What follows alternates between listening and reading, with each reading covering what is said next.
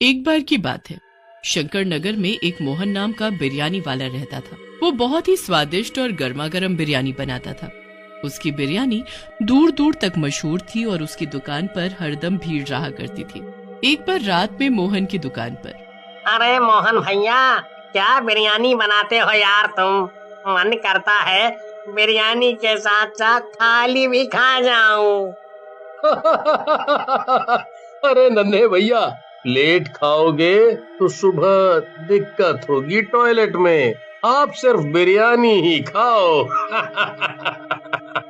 नन्हे और मोहन की बात वहीं खड़ी चुड़ैल सुन रही होती है। अच्छा, तो ये भीड़ बिरयानी के लिए है, क्यों ना मैं भी खाऊं बिरयानी जाकर। ऐसा कहकर चुड़ैल रूप बदल कर मोहन की दुकान पर जाती है और बिरयानी खाकर आ जाती है। अरे वाह, सही में बहुत ही बढ़िया और स्वादिष्ट बिरयानी है, मजा ही आ गया। इतना स्वाद तो मुझे तब भी नहीं मिला जब मैं जिंदा थी।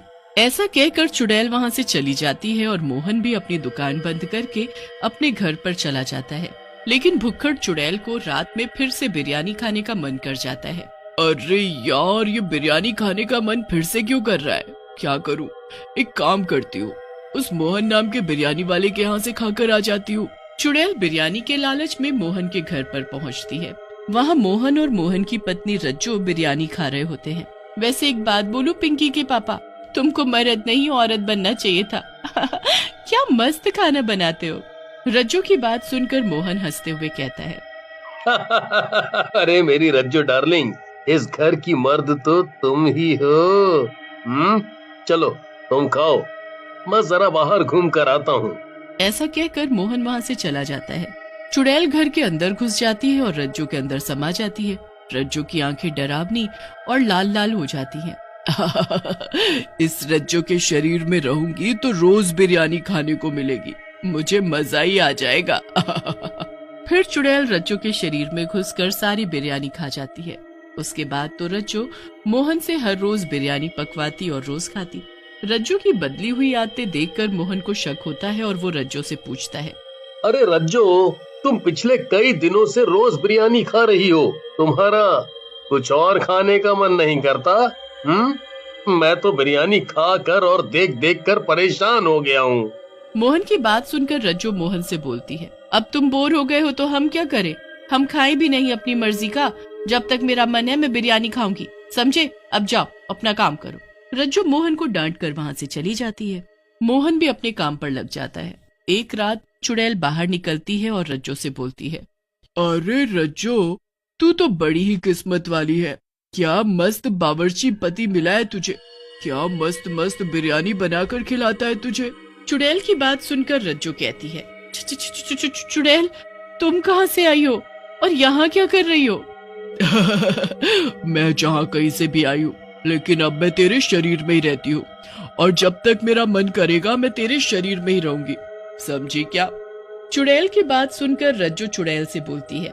नहीं नहीं चुड़ैल जी, ऐसा मत करिए, मुझे जाने दीजिए। लेकिन चुड़ैल फिर से रज्जो के शरीर के अंदर समा जाती है। इस तरह कई दिन बीत जाते हैं। एक दिन मोहन बिरयानी बनाने की तैयारी कर रहा होता है, तभी वहाँ रज्जो आती है और बोलती है। अरे क्या हुआ जी, अभी तक बिरयानी नहीं बनाई आपने? चलो आज मैं भी देखती हूँ आप बिरयानी कैसे बनाते हैं। रज्जो की बात सुनकर मोहन गुस्से में आ जाता है और बोलता है। ए औरत, ज्यादा मत बोल, खाने को दे रहा हूँ ना, तू सिर्फ खाने का काम कर, ज्यादा दिमाग ना चला, ये मेरा काम है। मोहन को गुस्से में देखकर रज्जो वहाँ से चली जाती है। मोहन अपने काम में लग जाता है और बिरयानी बनाकर बाजार में बेचने चला जाता है। ये मोहन बिरयानी बनती देखने के नाम पर इतना क्यों उछल रहा है? ये ऐसा क्या करता है जो मैं नहीं देख सकती? मुझे पता लगाना होगा इसकी बिरयानी का राज। उसके बाद रज्जो मोहन पर नजर रखने लगती है, लेकिन बहुत कोशिशों के बाद भी उसे बिरयानी बनाने का तरीका पता नहीं चल पाता। लेकिन एक रात जब मोहन बिरयानी बनाने की तैयारी कर रहा होता है, रज्जो छिपकर देखने लगती है। जब से मैं इस बिरयानी में बच्चों का मांस मिला रहा हूँ, तब से लोग बहुत ही चटकारे लेकर बिरयानी खा रहे हैं। अगर ऐसा ही रहा तो मैं बहुत जल्द इस शहर का सबसे अमीर आदमी बन जाऊंगा। मोहन की बात सुनकर रज्जो हैरान रह जाती है और डरावनी आवाज में बोलती है। अरे, ये मोहन तो बहुत बड़ा शैतान निकला। छोटे छोटे बच्चों का मांस मिलाकर इसमें खिला रहा है। इस दुष्ट की तो जान ले लेनी चाहिए। मुझे इसकी पत्नी को सब बताना चाहिए। ऐसा कहकर चुड़ैल रज्जो के शरीर से बाहर आ जाती है और रज्जो को मोहन के बारे में सब बताने लगती है, जिसे सुनकर रज्जो हंसने लगती है और बोलती है, चुड़ैल की बच्ची, ये सब मैं जानती हूँ। मोहन ये सब कुछ मेरे कहने पर ही तो कर रहा है। रज्जो की बात सुनकर चुड़ैल हैरान रह जाती है और गुस्से में बोलती है, क्या तुम दोनों इंसान कहलाने के लायक नहीं हो? तुम छोटे छोटे बच्चों को मार रहे हो। ये गलत है। मैं तुम दोनों को मार डालूंगी। लेकिन चुड़ैल जैसे ही रज्जो को मारने की कोशिश करती है, चुड़ैल रज्जो के आर पार निकल जाती है। चुड़ैल, तू मुझे नहीं मार सकती क्योंकि मैं पहले से ही मरी हुई हूँ। मेरे पति इंसानी बच्चों की बलि दे रहे हैं ताकि मैं जिंदा हो सकूं। रज्जो की बात सुनकर चुड़ैल गुस्से में बोलती है, तुम दोनों पागल हो गए हो। कहीं इंसान की बलि देने से भी कोई अमर हुआ है? चुड़ैल और रज्जो बातें कर ही रहे होते हैं कि तभी वहाँ गांव वाले मशाल लेकर आ जाते हैं और चुड़ैल की तरफ देखते हुए बोलते हैं, दुष्ट चुड़ैल, तो ये तू है जिसने हमारे बच्चों को हमसे छीना। हम तुझे नहीं छोड़ेंगे। गांव वालों की बात सुनकर चुड़ैल बोलती है, नहीं नहीं, मैंने कुछ नहीं किया। ये सब इस मोहन और इसकी मरी हुई पत्नी रज्जो का किया धरा है। तभी वहाँ पर मोहन आ जाता है और बोलता है, देखा देखा भाइयों, मैंने कहा था ना कि ये चुड़ैल आखिरी में हम दोनों पति पत्नी पर ही ये झूठा आरोप लगाएगी। अब तुम गांव वालों की मर्जी है, जैसा करना हो करो। अरे कैसी बात करते हो मोहन भैया, हम नहीं जानते क्या आपको? आप कुछ मत बोलो, हमें पता है ये चुड़ैल झूठ बोल रही है। ये सब इसी ने किया है। ऐसा कहकर सारे गांव वाले चुड़ैल पर लाठी और डंडों से हमला कर देते हैं। चुड़ैल वहां से किसी तरह जान बचाकर भागती है। चुड़ैल के जाने के बाद गांव वाले भी वहां से चले जाते हैं। मोहन रज्जो से कहता है, देखा देखा रज्जो डार्लिंग, मेरी प्लानिंग। अब ये गांव वाले हमेशा उस चुड़ैल को ही बच्चों का कातिल मानेंगे और हम अपना काम करते रहेंगे। मान गए मोहन, तुम्हारा दिमाग तो चाचा चौधरी से भी तेज चलता है। उधर चुड़ैल जंगल में चली जाती है। ये गांव वाले तो मुझे अपना दुश्मन मानकर बैठे हैं, जबकि मैंने कभी किसी इंसान की जान नहीं ली। मैं क्या करूं? चुड़ैल सोच में पड़ी थी। तभी उसे एक साधु बाबा तपस्या में लीन दिखते हैं। ये बाबा बहुत ही पहुंचे हुए लग रहे हैं, क्यों ना उनसे इस बारे में बात करूं, शायद यही कोई रास्ता निकाल पाए। फिर चुड़ैल बाबा के उठने के इंतजार में उनके पैरों के पास बैठ जाती है। थोड़ी देर बाद जब बाबा की आंख खुलती है, बेटी तुम यहाँ? क्या हुआ? आज एक चुड़ैल को इस बाबा की जरूरत कैसे पड़ गई? बाबा की बात सुनकर चुड़ैल कहती है, बाबा मुझे अपने लिए आपकी जरूरत नहीं है, बल्कि इस गांव के बच्चों की रक्षा के लिए आपकी जरूरत है।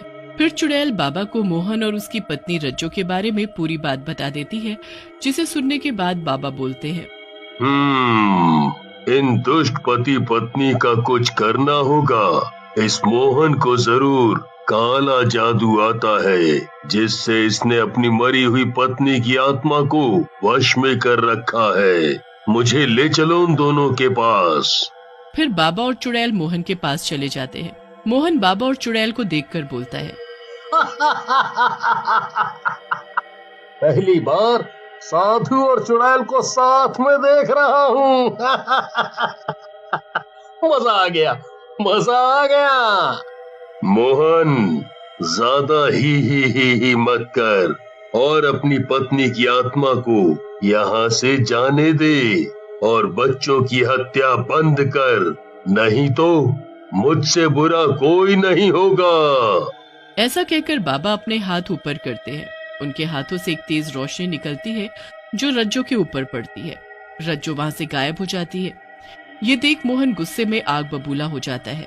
ये क्या किया बुड्ढे?